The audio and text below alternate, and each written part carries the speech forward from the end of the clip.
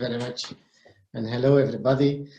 First of all, what I heard until now, it's the right moment, you know. It's when there's a crisis, and I see a quote of Jean Monnet. He started by setting up a network as well, which in the meantime is called European Union. So you see, Falco, you can start with very good ideas, and at the end it comes something fantastic. I think it's the moment for networking, it's the moment for new models, because a crisis, we always say this is negative. A crisis comes from the Greek word crisis, means an opportunity, means taking decisions. So I think the first message would be, let's see what the crisis has as an impact on networking, on new business models, on new economy, on new thinking, on moving from more than to enough. And I think it's a real opportunity to take. And sometimes people say, oh, this crisis we never had before. And we all have seen these big theories about the black swans, the swan you never see, and finally there's a black swan. Well, there's no such a thing as a black swan. I think, Lena, I cannot move it from my side.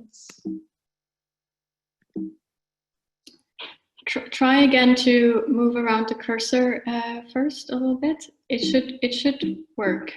It doesn't. Not yet. Yeah.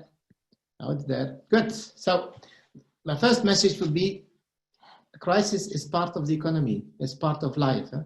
Every 14 years we have a crisis, and there's always a before and an after. Before the war, after the war. Before the financial crisis, after the financial crisis. And each time you see that the crisis is a kind of catharsis. It makes things possible. The banking union, the transparency in the fight against money laundering, it was possible after the financial crisis. So for people like you, like all of you, taking good initiatives, it's now the moment to do it. So as Lena said, I'm telling something about the Green Deal, but to understand very, very well the Green Deal, we should look how the Green Deal was just before the COVID crisis. How was it just before? Yeah. Just before, as you made reference, there was people in the streets. We don't go to school, we want to be in the street because things should happen. A kind of revolution. Climate was on top of the agenda, and we listened. And at the same time, Europe had some other hassle to take care of. There was the Brexit, which is still there. We are still negotiating. And in order to get things through, we always were blocked by 4 countries, without any judgment from my side, which we call the frugal 4, which are 4 countries saying, you should not spend more money. Europe should stop spending money.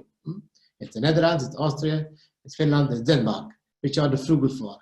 And in that context, we proposed a budget for 2021-2027, which by the way is still not accepted, and said that it will be between 1% and 1.4% that will go to Europe. And then came the shock, the crisis.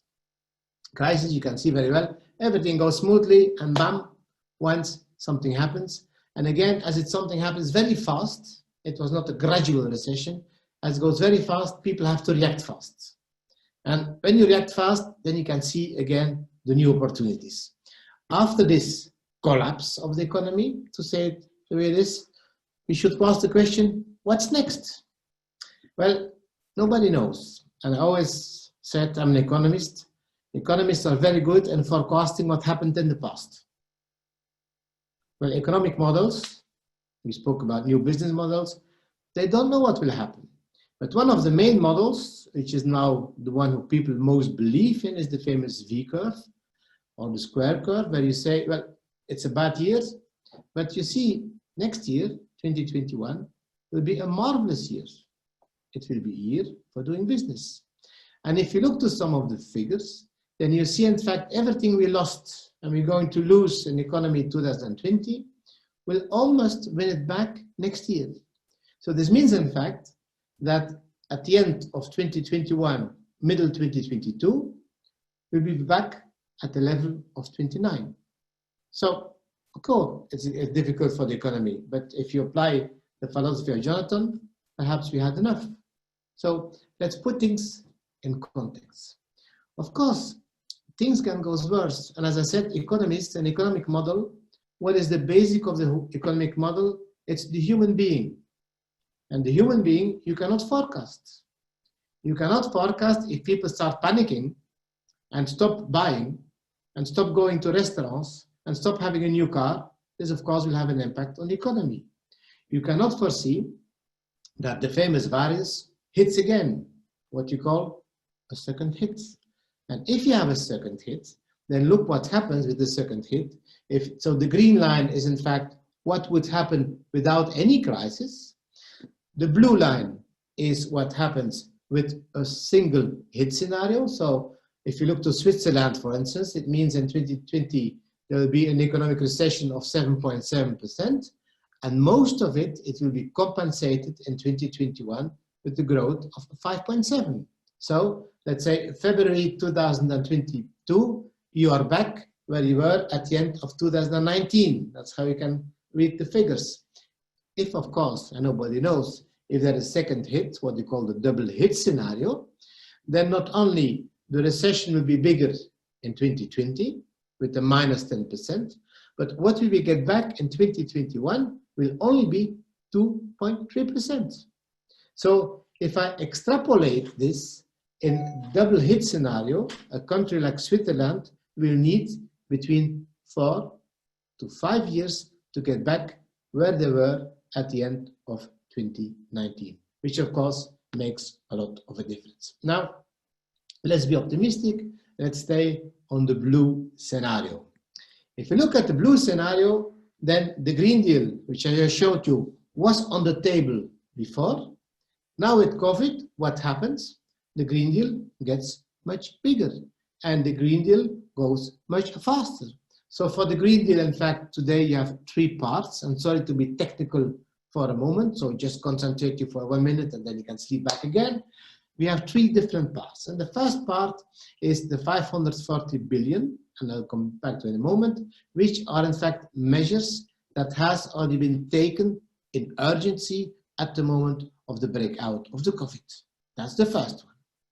The second one is what we call the next generation European Union, means a temporary reinforcement of the economy where we mainly invest in environmental, in green, in digital, and this is something which has to be decided normally in the next days. It started by Merkel and Macron, who gave a proposal of 500 billion, the Commission made the proposal 750 billion, and now we will see what comes out in the summit next week, and that should be the decision to be taken next week.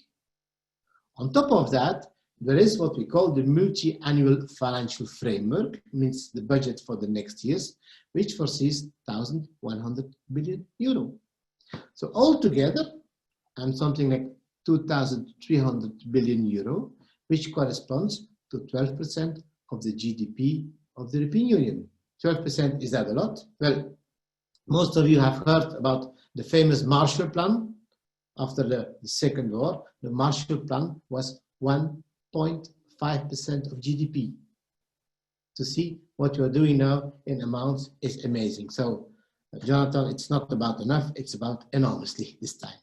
So, the Green Deal, then in fact, based to COVID, there was something added. It's not only green, it's about recovery. So the whole idea was, let's stop by thinking we want to be more green, more climate friendly, but can we not use the whole, sorry about the words, the bus about green, not the green bus, the bus about green, to use it in order to make a recovery of our economy. So the Green Plus deal is, let's take the economy, and first what we need is a mental switch. Jonathan was referring to mental switch, but the switch is, economy is not on the opposite of economy. Ecology, economy, well, this should not be an antagonism. There should be 2 partners together working for the future of a green and social economy. So now the next step is saying, let's stop by saying those who are green say, let's go for a non-economy model. Those who are economic say, economy or ecology, the green thing is a cost for us. No, we should try to find a way that those 2 becomes really partners in recovery and to make together the economic future, which should be green, which should be digital, which should be, in fact, looking to the future and see what we need and what people need. So therefore, the priorities we are fixed are digital and health. Health, of course, after COVID, we must see what we can do in the field of digital to help, of course, people in that field. And the other question, which might be less relevant for Switzerland, but is the question, okay, we are always optimizing costs, and therefore, at a certain moment, we need some strategic material like masks. And then what we see, we don't produce them anymore. To give you an example, in Brussels, there's a factory making cars. We had to transform this factory in order to make equipment for the hospitals. Because all the equipment of the hospitals, we imported it from outside Europe. The mask we imported from outside Europe. So the whole discussion now is, should we not think about strategic autonomy, which is completely different than cost efficiency? So again, that's a mental declic. And of course, to pay everything, and one thing you should pay is, of course, the loss of United Kingdom that left the European Union. It's the first time that the country leaves the European Union. Well, then the Commission is thinking, should we make some taxes, digital tax, plastic tax, and that's in fact what we want to see for the future. I will stop by giving two examples. First of all, on how do we know that we need 700 million for digital environment? Well, in fact, what we did, we listed the needs, the financial needs. Then I think you should help me again. Can you move one slide? Yes. So what we did, we said, we have the objective 2030. These are the objectives which have already been settled a long time ago. Well, if you want to do this, you need to invest in renewable energy, construction efficiency, energy efficiency, and transport. And then you see the amounts you have to invest. Well, on top of that, we say, let's go beyond climate. And so let's see what we need as other investments for transition.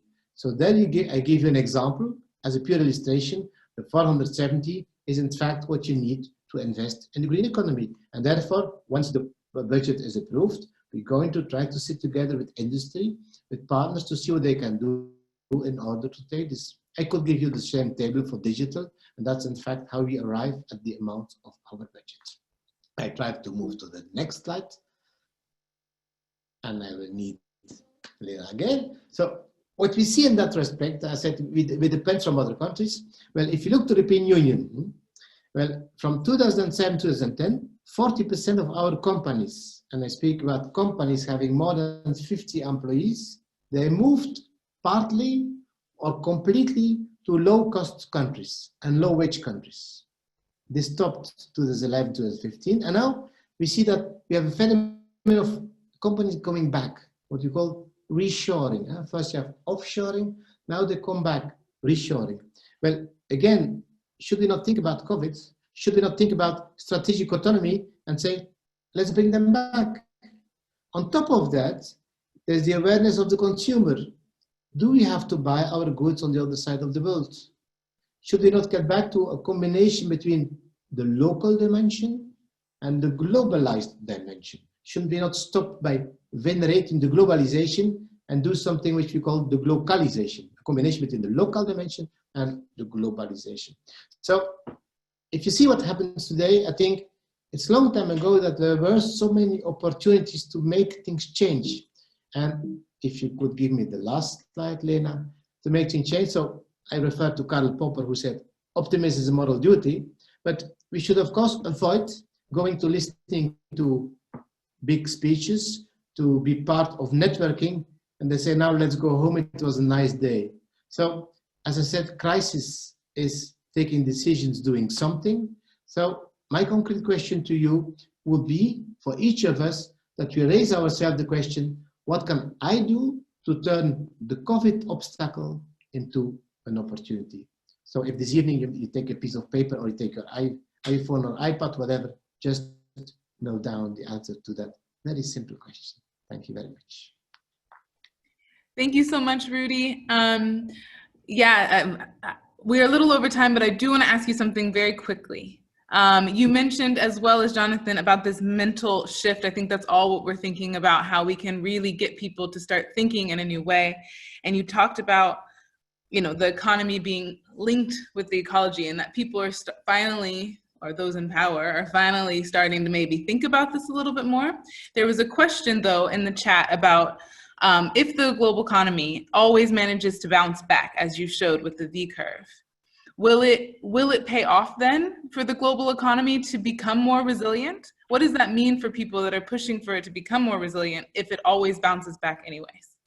Well, the economy bounces back, but the economy should, as we all use the buzzword, sustainable.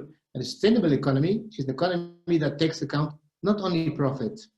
And so to be very pragmatic, and as a simple economist, I would say we can prove that the value of a company, the value of the shares, can depend on what the company does for society. So investing in green means a very positive investment purely economically. From the side of the green boys and the green girls, if I can take them, they should not say our enemy, the economy, they should say our alliance economy, and try to show the economy why this is a good choice. So for me, what we should do, we are all children of Plato, and we think in terms of good and bad, man and woman. We should stop doing that. It's not ecology and economy. And if you can do that, if you can show that the economy can come back thanks to ecology, then I think we are on the right track. And I think it's a unique opportunity to do it now.